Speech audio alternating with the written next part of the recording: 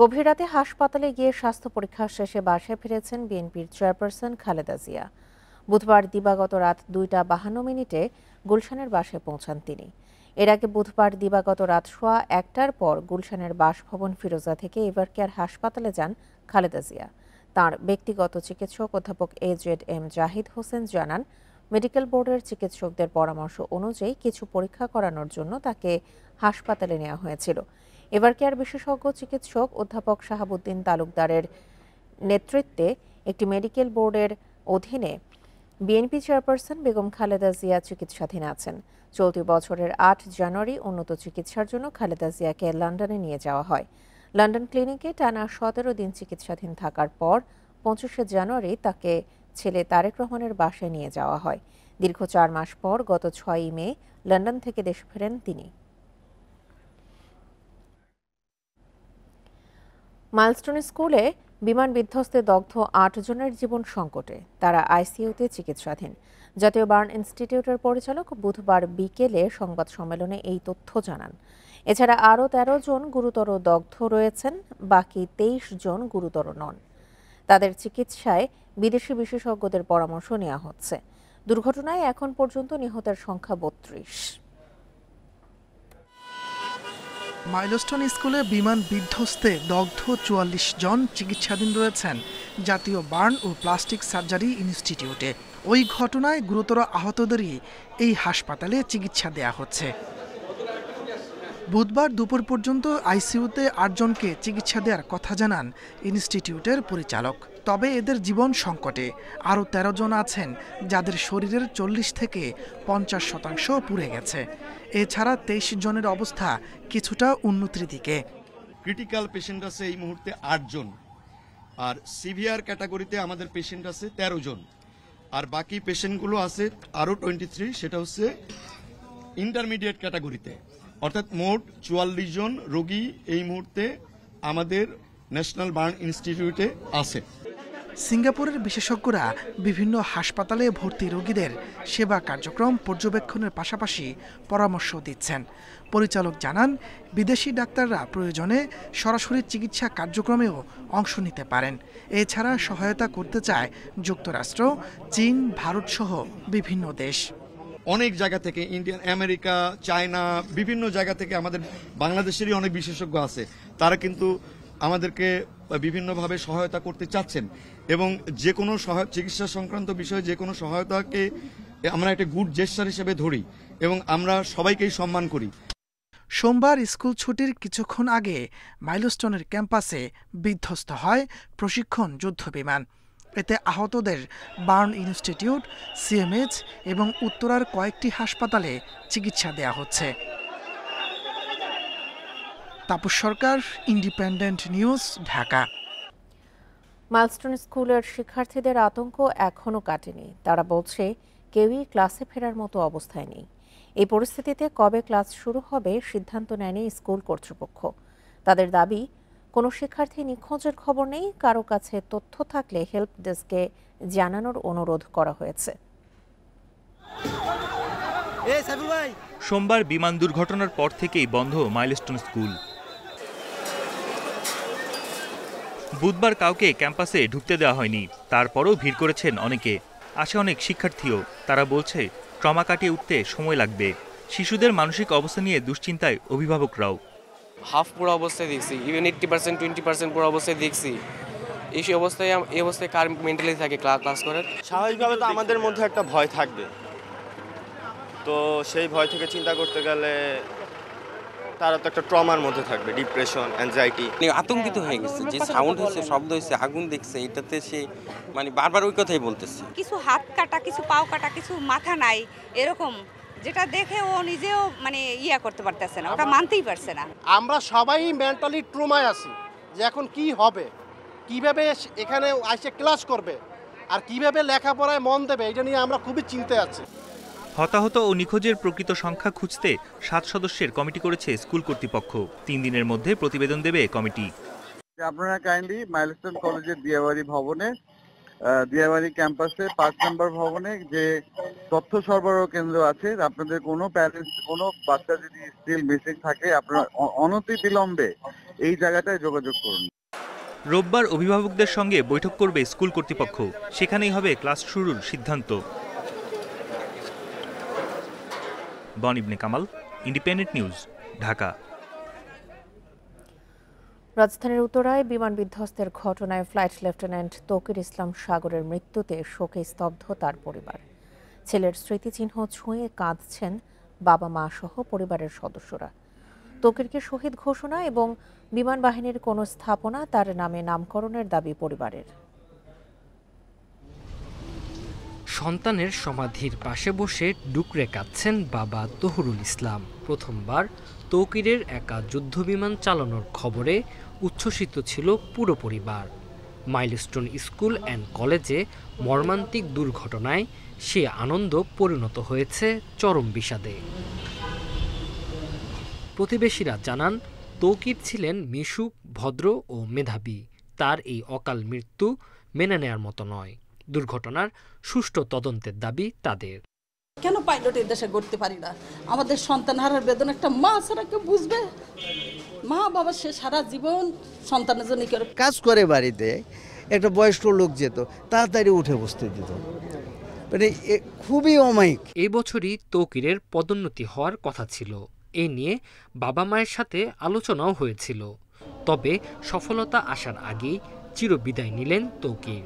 তাকে স্মরণীয় করে রাখতে বিমান বাহিনীর সহযোগিতা চান তৌকিরের বাবা। বিমান বাহিনী বাংলাদেশের তরফ থেকে শহীদ খেতাব দিয়ে তার নামে যে কোনো একটা গেট বা কোনো বেজ এরকম তার স্মৃতি হিসাবে লেখনীতে থাক, ইতিহাসের পাতায়, বিমান বাহিনীর পাতায়। ছেলেসহ উত্তরার বিমান দুর্ঘটনায় নিহত সবার জন্যই দেশবাসীর কাছে দোয়া চেয়েছে তৌকিরের পরিবার। Independent news. যখনই সংকট তখনই ফ্যাসিবাদ বিরোধী জাতীয় ঐক্য। এ পর্যন্ত অন্তত 3টি বড় সংকটে ডক্টর ইউনূসের সঙ্গে এক কাতারে দাঁড়িয়েছেন স্বৈরাচার বিরোধীরা। তাদের মধ্যে দ্বন্দ্ব বিভেদ থাকলেও জাতীয় ঐক্যে এখনো ফাটল ধরেনি। অভ্যুত্থান পরবর্তী জন আকাঙ্ক্ষার দেশ গড়তে শুধু এখনই নয়, ভবিষ্যতেও জাতীয় ঐক্য ধরে রাখার তাগিদ রাজনৈতিক বিশ্লেষকদের। গণ অভ্যুত্থান পরবর্তী বাংলাদেশের অন্তর্বর্তী সরকার প্রধানের দায়িত্ব নেয়ার আগেই জাতীয় ঐক্যের ডাক দেন অধ্যাপক মোহাম্মদ ইউনূস। সারা বাংলাদেশ একটা বড় পরিবার, এই পরিবার আমরা একসঙ্গে চলতে চাই। এরপর থেকে গত 1 বছর ধরে মতের অমিল, রাজনৈতিক বাকযুদ্ধ, পরস্পরের প্রতি কাদা ছোড়াছুড়ি, একে অন্যকে কটাক্ষ, সরকারকে হুমকি ধমকি কোনো কিছুই বাদ যায়নি। তারপরও এ পর্যন্ত সংকট হয়নি জাতীয় ঐক্যে। চিন্ময় কৃষ্ণের গ্রেপ্তার, আগরতলায় বাংলাদেশ উপহাইকমিশনে হামলা ও দিল্লি থেকে শেখ হাসিনার উস্কানি, সব মিলে যখন টালমাটাল অবস্থা, ঠিক তখনই আরও একবার জাতীয় ঐক্যের আহ্বান। ভেদাভেদ ভুলে গত 4 ডিসেম্বর এক কাতারে সব দলমত। বিতর্কিত উপদেষ্টাদের অপসারণ, নির্বাচন ও করিডোর নিয়ে গত মে মাসে আবারও সংকট। 24 মে ফের রাষ্ট্রীয় অতিথি ভবন যমুনায় এক সারিতে ঐক্যবদ্ধ সবাই। সবশেষ গোপালগঞ্জের সংঘর্ষ, সচিবালয় হামলা ও মাইলস্টোন ট্র্যাজেডি ঘিরে নতুন সংকট। 22 জুলাই আবারও যমুনায় ফ্যাসিবাদ বিরোধী দলগুলোর ঐক্যের ডাক। পতিত ফ্যাসিবাদের অপতৎপরতা মোকাবিলায় এমন রাজনৈতিক ঐক্য দৃষ্টান্তমূলক বলছেন বিশ্লেষকরা। যারা যারা রক্তাক্ত বিপ্লবের পক্ষে ছিল তাদের সকলেরই সম্পূর্ণ সমর্থন নিয়ে গঠিত হয়েছে। তো এখানে সরকার গঠনের মধ্যে একটা ঐক্য আছে, যার ফলে আপনি বারবারই সকলকে সরকারের পাশে থাকতে দেখেছেন। কিছু কিছু বিষয় আছে যেগুলো সরকারের ব্যর্থতাও আছে, কিছু কিছু সরকারের সমস্যাও আছে। সেই সমস্যাগুলো কি? সরকার ক্ষমতা কাঠামোতে কর্তৃত্ববাদীদেরকে সরায় নাই। পতিত স্বৈরাচার বড় ধরনের বিশৃঙ্খলা ঘটিয়ে সুযোগ তৈরির চেষ্টা করছে, তাই ফ্যাসিবাদ বিরোধীদের ঐক্যের বিকল্প দেখছেন না বিশ্লেষকরা। যে ষড়যন্ত্র হচ্ছে ফ্যাসিবাদীদের পক্ষ থেকে, সেটি রুখতে হলে রাজনৈতিক ঐক্যের কোনো বিকল্প নেই। এবং সেক্ষেত্রে একটি বিষয় উল্লেখ্য যে এর আগে আমরা রাজনৈতিক দলগুলোর মধ্যে এরকম কোনো ঐক্য দেখিনি, বা সরকারের তরফ থেকেও কখনো রাজনৈতিক দলকে এভাবে ডাকা হয়নি জাতির ক্রান্তি লগ্নে, যেটি পার্শ্ববর্তী দেশ ভারতেও কিন্তু আমরা দেখি। এটি আমাদের রাজনৈতিক সংস্কৃতিতে একটি নতুন সংযোজন। গণ অভ্যুত্থান পরবর্তী জন আকাঙ্ক্ষা পূরণে সরকার পরিবর্তন হলেও ধরে রাখতে হবে জাতীয় ঐক্য, বলছেন বিশ্লেষকরা। রেজওয়ানুল হক, ইন্ডিপেন্ডেন্ট নিউজ, ঢাকা। দেশের সাম্প্রতিক সংকটময় পরিস্থিতি নিয়ে 12টি রাজনৈতিক দল ও জোট নেতাদের সাথে বৈঠক করেছেন প্রধান উপদেষ্টা অধ্যাপক মোহাম্মদ ইউনূস। বুধবার রাষ্ট্রীয় অতিথি ভবন যমুনায় বৈঠক শেষে নেতারা অভিযোগ করেন বিশেষ দলের প্রতি পক্ষপাত করছে সরকার। বলেন, এমন আচরণ সরকার ও আগামী নির্বাচনকে প্রশ্নবিদ্ধ করবে। আইনশৃঙ্খলার উন্নতিতে সরকারকে আরও উদ্যোগী হওয়ার কথাও বলেন নেতারা। দেশের চলমান সংকটময় পরিস্থিতি নিয়ে প্রধান উপদেষ্টা অধ্যাপক মোহাম্মদ ইউনূসের সাথে বৈঠক করেছে 12টি রাজনৈতিক দল ও জোটের নেতারা। রাষ্ট্রীয় অতিথি ভবন যমুনায় বৈঠকে অংশ নেয় গণসংহতি আন্দোলন, এবি পার্টি, নাগরিক ঐক্য, গণ অধিকার পরিষদ, এলডিপি, খেলাফত মজলিস, বিপ্লবী ওয়ার্কার্স পার্টি, জেএসডি, 12 দলীয় জোট, বাসদ, সিপিবি সহ আরও কয়েকটি দল। বৈঠক শেষে নেতারা জানান, দেশের সার্বিক পরিস্থিতির উন্নতিতে সরকারকে আরও উদ্যোগী ভূমিকা রাখতে হবে। সর্বদলীয়ভাবে বৈঠক করে আপনি রাজনৈতিক সিদ্ধান্ত নেন। স্বৈরাচার বিরোধী আন্দোলনে যারা রাজপথে ছিল সে সমস্ত রাজনৈতিক দলের সাথে আপনি মাঝে মাঝে বসেন, সময় সময় বসেন, মত বিনিময় করেন। দেশের মধ্যে অগণতান্ত্রিক শাসনে বেড়ে ওঠা অপশক্তি আছে, তাদের বিষয়ে সচেতন থাকতে হবে।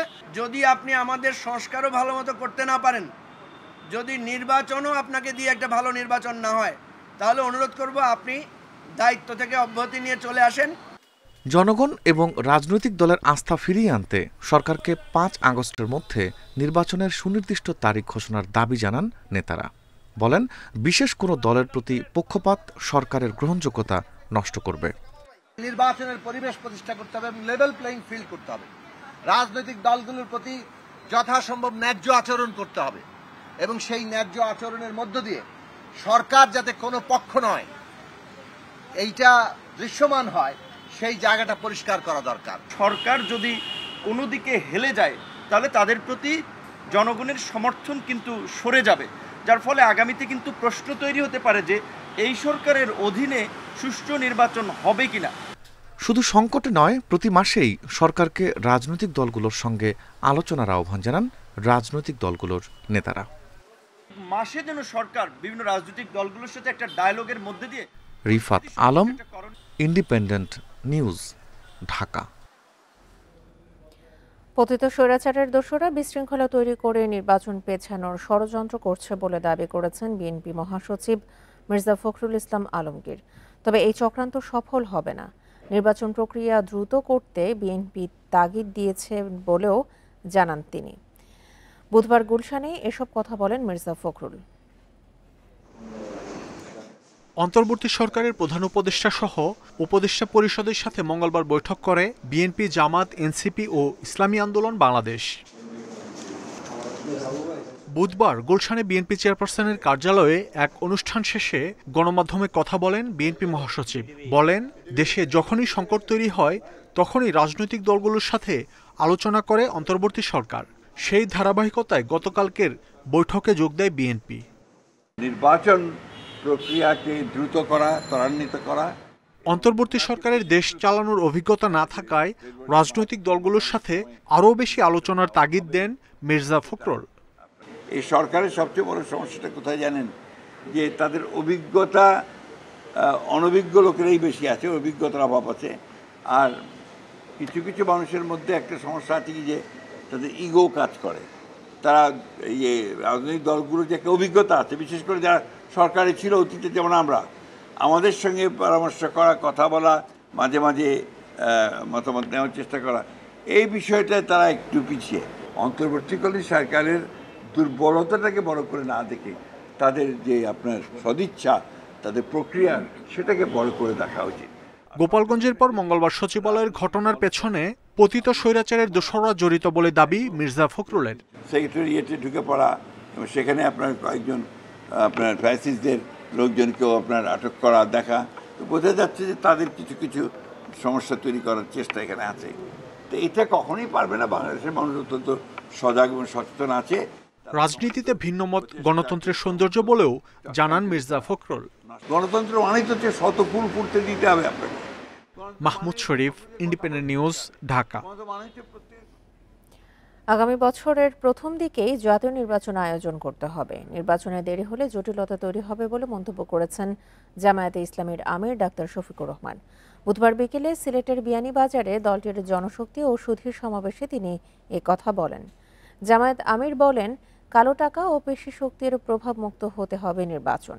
অতীতের মতো নির্বাচন মেনে নেওয়া হবে না। দেশের রাজনৈতিক ও প্রশাসনিক পরিস্থিতির সমালোচনা করে জামায়াতের আমির আরও বলেন, চারিত্রিক সম্পদের অভাবে দেশকে সুন্দরভাবে গড়ে তোলা সম্ভব হয়নি।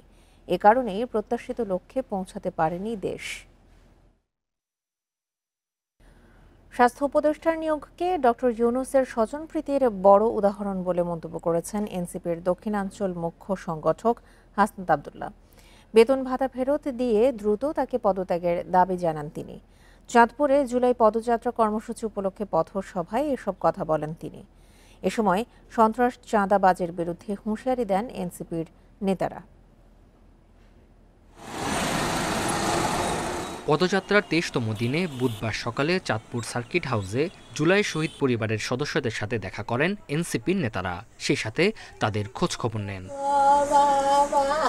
পরে সাংবাদিকদের সাথে কথা বলেন এনসিপির উত্তরাঞ্চলের মুখ্য সমন্বয়ক সার্জিস আলম। এ সময় অন্তর্বর্তী সরকারের প্রতি জুলাই হত্যাকাণ্ডে জড়িতদের বিচারকে সর্বোচ্চ গুরুত্ব দেওয়ার দাবি জানান তিনি।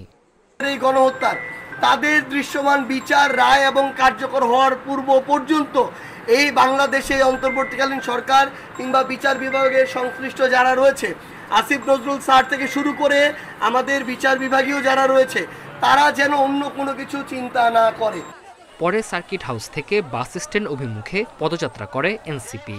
সেখানে মুখ্য সমন্বয়ক নাসিরউদ্দিন পাটোয়ারি হুঁশিয়ারি দেন, দেশে সন্ত্রাস চাঁদাবাজের কোনো ঠাঁই হবে না।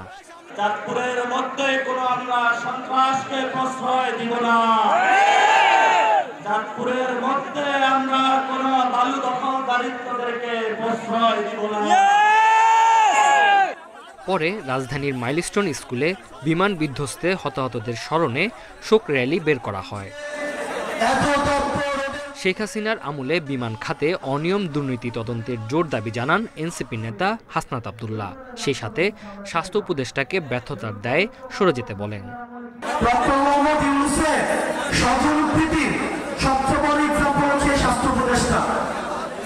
সবসময় বলে আসছি, এই স্বাস্থ্য উপদেষ্টা এটা কোনো প্রয়োজন নাই। ওনার একমাত্র যোগ্যতা, উনি গ্রামীণ ব্যাংকে ছিল এবং ডক্টর মোহাম্মদ ইউনূসের উনি হচ্ছেন খুব কাছের মানুষ। চাঁদপুরের পর এনসিপির জুলাই পদযাত্রার কর্মসূচি কুমিল্লায়। Tanzil Hasnat, independent news. আগামী সপ্তাহে আবারও সংকোচনমূলক মুদ্রানীতি ঘোষণা করতে যাচ্ছে বাংলাদেশ ব্যাংক। অর্থবছরের প্রথম মুদ্রানীতিতে বড় ধরনের কোনো পরিবর্তন আসছে না। নীতি সুদহারও অপরিবর্তিত থাকছে, বাড়ছে না বেসরকারি খাতের ঋণের প্রবাহ।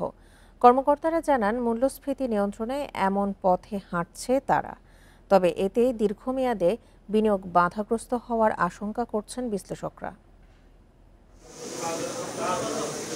চলতি অর্থবছরের প্রথম 6 মাসে কি পরিমাণ অর্থ বাজারে সরবরাহ করা হবে তা মুদ্রানীতির মাধ্যমে ঠিক করবে বাংলাদেশ ব্যাংক। একদিকে মূল্যস্ফীতি নিয়ন্ত্রণ, অন্যদিকে বেসরকারি বিনিয়োগকে প্রাধান্য দিয়ে নতুন অর্থবছরের প্রথম 6 মাসের কৌশল প্রণয়ন করেছে বাংলাদেশ ব্যাংক।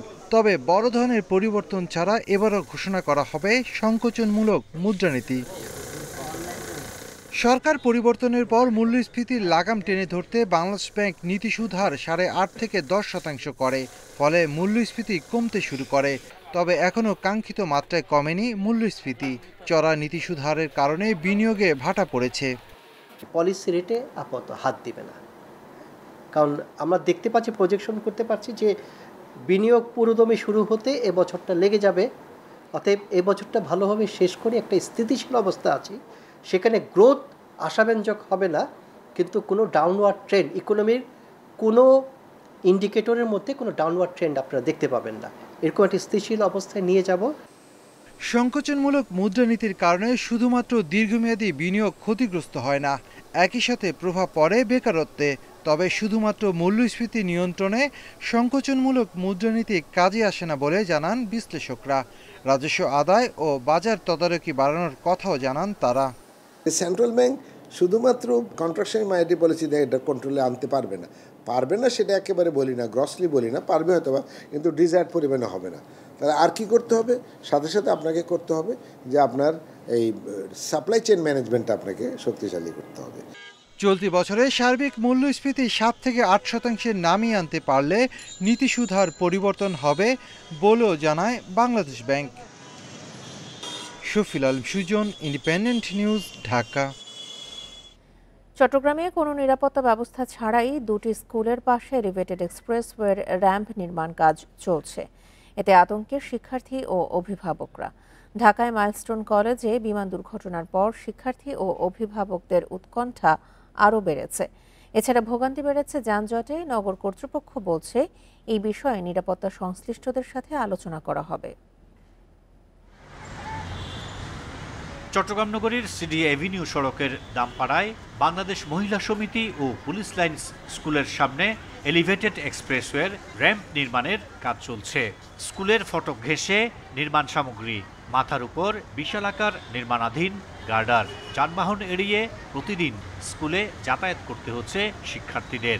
বাচ্চারা স্কুলে আসে, তাদের খুব কষ্ট। সাধারণ জনগণের এই ওভারব্রিজ খুলে ফেলার কষ্ট অতিরিক্ত হচ্ছে। একটা মৃত্যুফল হয়ে আছে না, এটা নিয়ে মানে কর্তৃপক্ষের দৃষ্টি হওয়া উচিত। এটা অনেকদিন যাবত কারো ভ্রুক্ষেপ নেই। ছাত্রদের জন্য বিশেষ করে সমস্যা, পরীক্ষা দেওয়ার সময় অনেক লেট হচ্ছে, এতদিকে তারপর অনেকজন অফিস আদালতে যাওয়ার সময় লেট। শিক্ষা প্রতিষ্ঠানের সামনে র্যাম্প নির্মাণ নিয়ে শুরু থেকেই আপত্তি ছিল নগরবাসী ও শিক্ষার্থীদের। পথচারীদের জন্য ন্যূনতম নিরাপত্তা ছাড়া অবকাঠামো নির্মাণে বড় দুর্ঘটনার কারণ হতে পারে বলছে নাগরিক সমাজ। পুরো র্যাম নাম যেখানে নেমেছে দেখবেন যে সমস্তটাই জুড়ে ছিল একটা অব্যবস্থাপনা আছে। এখানকার পথচারী, এখানকার মানুষ, তাদের নিয়ে কোনো চিন্তাভাবনা এখানে করা হয়নি। এলিভেটেড এক্সপ্রেসওয়ের র্যাম্প নামাতে গিয়ে সরিয়ে ফেলা হয়েছে দুই স্কুলের সামনের একমাত্র ফুট ওভারব্রিজ।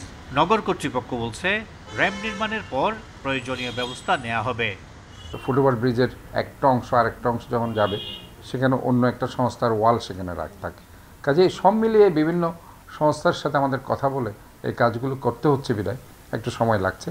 ঝুঁকি নিয়ে এই সড়কে যাতায়াত করে দুইটি স্কুলের শিক্ষার্থী সহ কয়েক হাজার মানুষ। Ahsan Riton, Independent News, Chittagong. দিনাজপুরের হাকিমপুরে নির্মাণের 4 দিনেই উঠে যাচ্ছে সড়কের কার্পেটিং। গাইডওয়াল না থাকায় রয়েছে ভেঙে পড়ার ঝুঁকি। 2 কিলোমিটার সড়কে নিম্নমানের সামগ্রী ব্যবহারের অভিযোগ স্থানীয়দের। তবে অভিযোগ অস্বীকার করে ঠিকাদারের দাবি অতিরিক্ত গরমে পিচ গলে যাচ্ছে। গ্রামীণ অবকাঠামো উন্নয়ন প্রকল্পের আওতায় দিনাজপুরের হাকিমপুরে প্রায় 2 কিলোমিটার সড়ক নির্মাণ করছে এলজিইডি কর্তৃপক্ষ। নির্মাণে ব্যয় ধরা হয়েছে 2,08,14,000 টাকা। 4 দিনের মাথায় সড়কের বিভিন্ন স্থানে উঠে যাচ্ছে কার্পেটিং। নির্মাণে নিম্নমানের সামগ্রী ব্যবহারের অভিযোগ স্থানীয়দের। এর নিচে যে ময়লাটা আছে, এই ময়লাটা ওরা ভালো করে পরিষ্কার করেনি। তারপর সামনে ওই যে পুকুরের সাইডে গাইড ওয়াল দেওয়ার কথা ছিল 150 মিটার, আমরা এস্টিমেটে দেখলাম গাইড ওয়ালটা বন্ধ দেয়নি, ওই রকম কাজ করে গেছে। আজকে গ্রামবাসী সবাই মিলে রাস্তার কাজ আমরা ঠেকে দিয়েছি, যে আমাদের কাজ ভালোভাবে চাই। আমাদের যেটা মানে সরকার যত টাকা খরচ করেছে রাস্তার পিছনে, আমাদের জানি রাস্তাটা সুন্দরভাবে হয়। তবে অভিযোগ অস্বীকার করে ঠিকাদারের দাবি শিডিউল মোতাবেক সড়কে কার্পেটিং করা হচ্ছে। এখন তো রোদের তাপমাত্রা ধরেন যে 34-35 ডিগ্রি তাপমাত্রা চলতেছি, এই তাপমাত্রা তো পিচ গলবেই। এলজিইডি কর্তৃপক্ষ বলছে বিটুমিনের পরিমাণ ঠিকমতো আছে কিনা তা পরীক্ষার জন্য ল্যাবে পাঠানো হবে। বিটুমিন ঠিকমতো পরিমাণ মতো আছে কিনা এটা করতে গেলে এটা ল্যাবরেটরি টেস্ট করতে হবে। তো আমার উপরে আমার অথরিটি আছে, তো তাকে আমার কাজটা হওয়ার পর কমপ্লিট বুঝাই দেওয়ার পর তারা ল্যাবরেটরি টেস্ট করে বুঝাই নিয়ে তারপরে পেমেন্ট হবে। আমার এখান থেকে কোনো পেমেন্ট হবে না, সে তো কেবল ইনিশিয়েট কাজটা কেবল শুরু করছে। কাজ মানসম্পন্ন ও শিডিউল মোতাবেক হচ্ছে বলে জানান হাকিমপুর উপজেলা প্রকৌশলী। Independent news. জয়পুরহাটে প্রায় 2 ডজন শিক্ষক কর্মচারীর বিরুদ্ধে জাল সনদে চাকরি করার অভিযোগ থাকলেও বেশিরভাগই এখনও বহাল তবিয়তে। কয়েকজনের বিরুদ্ধে তদন্ত চলছে বছরের পর বছর। এভাবে তদন্তের নামে কালক্ষেপণে শিক্ষার মান নিয়ে প্রশ্ন উঠছে, অভিযোগ স্থানীয়দের। সেই সাথে যোগ্য প্রার্থীরাও নিয়োগ বঞ্চিত হচ্ছেন। জয়পুরহাট সদরে চাঁদপুর উচ্চ বিদ্যালয়ের কম্পিউটার বিষয়ক শিক্ষক লতিফা খানম জাল সনদে চাকরির অভিযোগের সত্যতা পেয়ে সম্প্রতি তার বেতন ভাতা বন্ধ করে কর্তৃপক্ষ। তবে নিয়মিত পাঠদান করে যাচ্ছেন লতিফা। এ বিষয়ে কথা বলতে চাননি স্কুলের প্রধান শিক্ষকও। আমি তো বললাম যে আমি মুখ খুলব না, আমার কমিটি বুঝবে, আমার হেড সার্ভিস। আমাদের এই চিঠিটা বা অভিযোগটা, কমপ্লেন বা যেটাই বলে, এটা ঠিক আছে, এর মধ্যে হয়তো চালাকি বা কোনো কিছু নাই, এটা আপনারা বাড়াই নিয়ে আসছেন, ওরকম আমি কিন্তু বলতেছি না। বিভিন্ন বেসরকারি স্কুল ও কলেজে ভুয়া সনদে শিক্ষক নিয়োগের অন্তত 1 ডজন অভিযোগ জমা পড়েছে জেলা শিক্ষা কর্মকর্তার কার্যালয়ে। যোগ্যতাহীন এসব শিক্ষকের কারণে মানসম্মত শিক্ষা ব্যাহত হচ্ছে এবং যোগ্য প্রার্থীরাও কাজের সুযোগ পাচ্ছেন না বলছেন সংশ্লিষ্টরা। প্রথম স্থান অর্জন করার পরও আমার বিপক্ষ প্রার্থী মাহবুবা বেগম, তিনি জাল সনদ প্রদান করার পরও তাকে নিয়োগ দেওয়া হয়। কেবল শিক্ষক পদে নয়, নৈশ প্রহরী ও দপ্তরি পদেও 8ম শ্রেণী পাশের ভুয়া সনদ জমা দেওয়ার অভিযোগ উঠেছে অনেকের বিরুদ্ধে।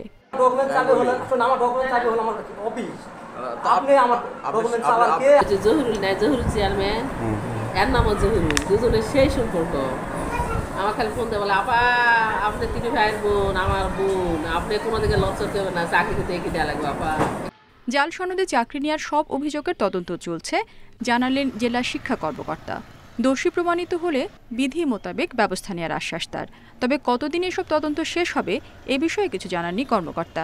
যাচাই বাছাই করে দেখতেছি এবং যেগুলো ভুয়া প্রমাণিত হচ্ছে সেই বিষয়গুলো ঊর্ধ্বতন কর্তৃপক্ষের নজরে আছে, পরবর্তীতে বিধি মোতাবেক ব্যবস্থা গ্রহণ করা হবে। জেলার অন্তত 15 শিক্ষা প্রতিষ্ঠানে ভুয়া সনদে শিক্ষক কর্মচারী নিয়োগের অভিযোগ উঠলেও স্থানীয়দের দাবি এর সংখ্যা আরও বেশি। Independent news. এ ছিল এখনকার সংবাদে, আমন্ত্রণ পরের আয়োজনে।